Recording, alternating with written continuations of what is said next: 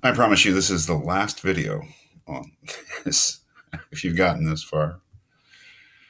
Um, this is a very important idea, I think, from Jonas for different reasons, um, which may be my own thoughts. But just to finish up here, Jonas, as he says at the end of the last section here, which I believe is section 7, he says, such as a tentative myth, which I would like to believe true, and he puts true in quotes. So he understands that he's gone pretty far out there in terms of a philosopher talking about the nature of God and how we are all our deeds are inscribed in the book of life, the eternal image that we create, and God being vulnerable to our actions.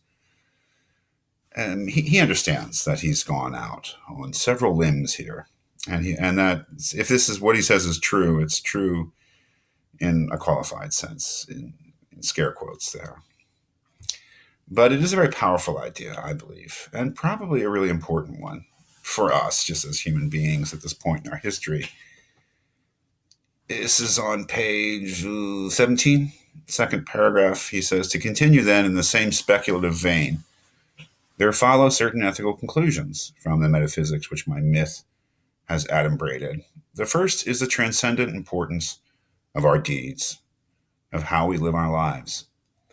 If man, as our tale has it, was created for the image of God rather than in his image, okay, that's you see the difference there. That is, if human beings were created for the image of God, in the sense that human beings take a part in shaping the image of God, rather than the image of God being something fixed, which they're created according to, which is a different idea, right? If our lives become lines in the divine countenance, then our responsibility is not defined in mundane terms alone, by which often it is inconsequential enough, but registers in a dimension where efficacy follows transcausal norms of inner essence. Oh boy, Jonas is not always the greatest prose writer in terms of philosophy, but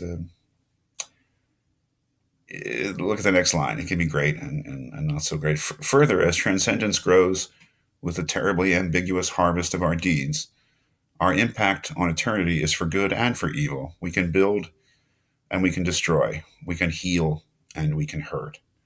We can nourish and we can starve divinity, right? That human beings have an effect on God.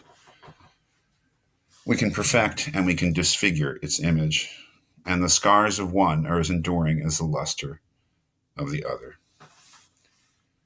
Well, and may I also say, just in closing, that this is a very personal idea for Jonas. And his mention of Auschwitz at the end is not random. It's not casual. Uh, when he mentions Auschwitz, when he mentions the concentration camps, when he mentions the Holocaust, he kind of plays his hand a little bit, I think, in terms of what he's doing. He wrote another essay, I think, around the same time called The Concept of God After Auschwitz, or The Concept of God After the Holocaust. And that's what this is, I believe. I do believe that. That is, one could ask, and I think entirely legitimately ask, after the Holocaust, what are we left with in terms of our concept of God? In that the Holocaust presents a, a familiar challenge, but one that was on such a scale that it became a new challenge in a way. That is the challenge of evil. If God is perfect, and God is perfectly good, and God is love, then how did the Holocaust happen? That is a good question.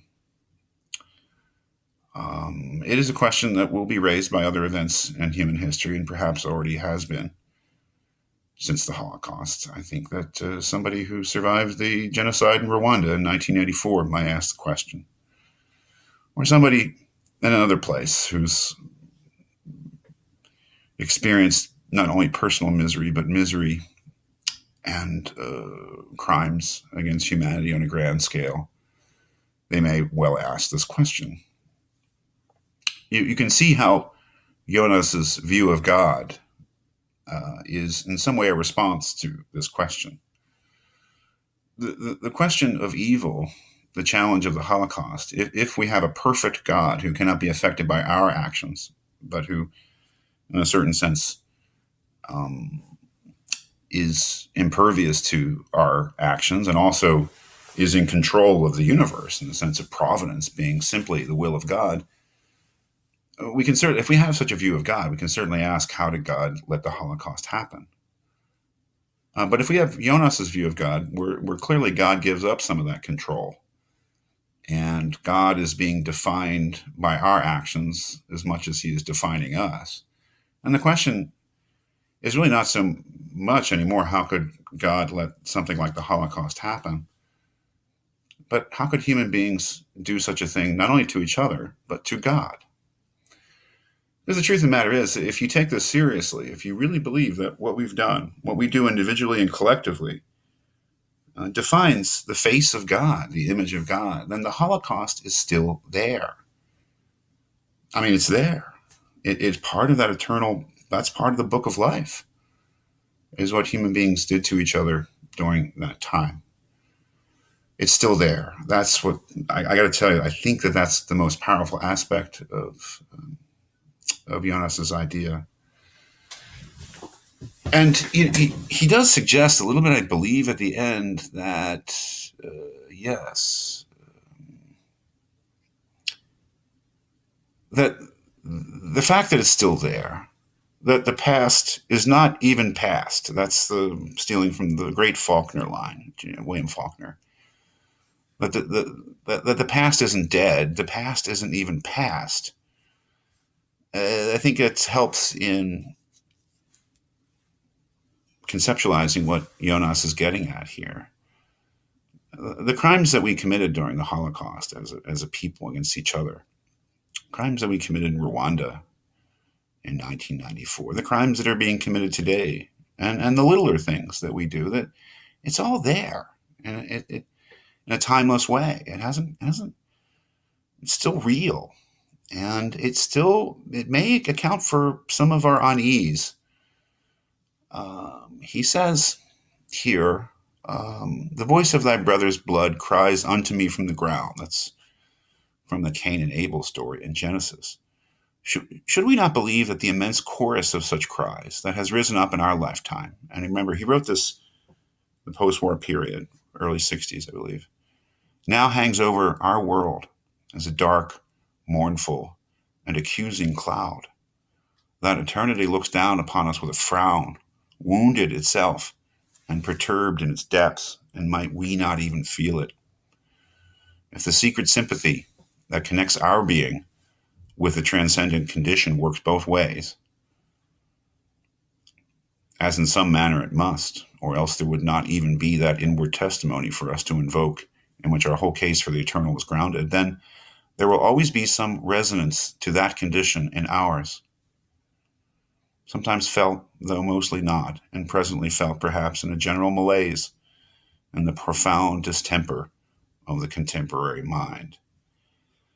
For me, that's very powerful, because what it basically says is, I think, that